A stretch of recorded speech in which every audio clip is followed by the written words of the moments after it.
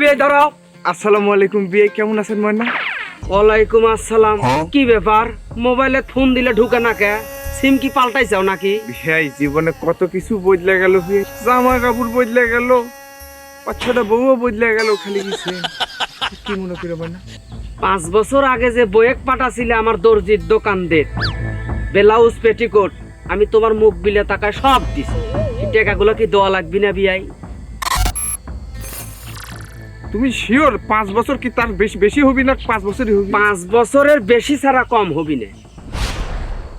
তাহলে বিয়াই বউ তো আমার বেশ কটা চলে গেছে, বউয়ের সিমটমটা কি তুমি বলতে পারবে, মানে নমুনা? আরে ওইটা চিকনি পান খাচ্ছিল, পান খা মুখে ফিসকি ফালাচ্ছিল ওই ডে। ও বউ আমার নাঙ্গের হাত ধরে ভাগিয়ে গেছে। ও বউ কি আর আমার কাছে আছে? টাকা চাইলে আর পাওয়া যাবে? নাঙ্গের হাত ধরে ভাগিয়ে গেছে, একটা কন্যা সন্তান দিছে আল্লাহ, কেজিত পরে। আমি তো ওটা দেখবো না, তোমার কাছে থাকাকালীন তো আগে ছিল আমার কাছে নাকি?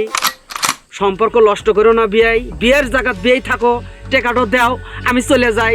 অনেক ঘোরাঘুরি করেছি তোমার বাড়ির পাক দিতে দিতে আমার জুতা ক্ষয়ে গেছে। অনুরোধ বিয়াই আমার টেকাগুলো দাও, আমি গরিব মানুষ, আমি একটু কইরে কিমরে খাই। ওরে বিয়াই বুঝো না কে, সরকার নতুন আইন করছে, দলিল যার জমি তার, জমি মালিক পরিবর্তন হয়ে গেছে, আমি টাকা দেবো কে? আমি তো বুঝলাম না। বিয়াই শোনো, ওই সময় কিন্তু জমি তোমার কাছেই আসিল, তুমি টেকাটো দাও, আমি চলে যাই, তুমি আর ঘুরপিস খেলাও না। সেই সময় জমি আমার আছিল, আমি স্বীকার করেছি, কিন্তু সেই সময় তো তুমি আমার টাকা চাওনি। সেই সময় তুমি আমার টাকা চাইলে টাকা আমি দিতাম, টাকা দেওয়া তো সমস্যা ছিল না। এখন কি জমি আমার আছে, বুঝে না?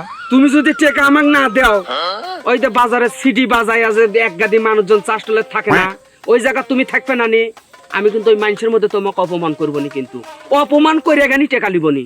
তুমি আমাকে অপমান করবে? হ্যাঁ আমি অপমান করব। করো, অপমান করো, আমি অপমান হইলে আমি টাকা দিব না।